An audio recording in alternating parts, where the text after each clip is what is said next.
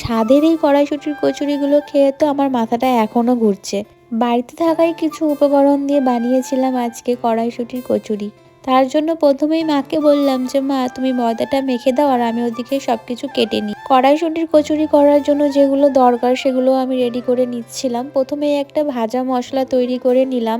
আমি না এরকমই যখনই যেটা খেতে ইচ্ছা করে চেষ্টা করি তখনই বানিয়ে খাওয়ার। হ্যাঁ জানি কড়াইশুঁটির কচুরি বানাতে অনেক কিছুই লাগে, তবে ঘরে থাকা কিছু উপকরণ দিয়েও বানানো যায়, আর যেটা খুবই অসাধারণ হয়েছিল খেতে। আর তো আমার শাশুড়ি মা আছে, যেগুলো হয়তো রেসিপি জানি না, মায়ের থেকে শুনে শুনে বানিয়ে ফেলি। ওর বাবা না অনেকগুলো মটরশুঁটি এনেছিল, প্রায় 2 কেজির মতো।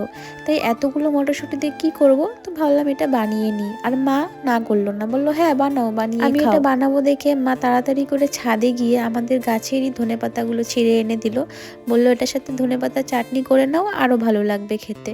তবে যাই হোক, আস্তে আস্তে সবগুলো বেলে নিলাম, বেলে ভেজে নিলাম। পর ওর বাবা যখন আসলো গরম গরম কয়েকটা ভেজে দিলাম, ভেজে ওকে খেতে দেবো। এবার ওকে খেতে দিয়ে আমি ওর মুখের দিকে তাকিয়ে আছি ওর রিয়াকশনটা নেওয়ার জন্য যে কেমন হয়েছে। তারপর আবার ও আমাকে একটু খাইয়ে দিল। আমি বললাম যে তুমি খাও, আমি ভাজছি, ভাজার পরে আমি খেয়ে নিব।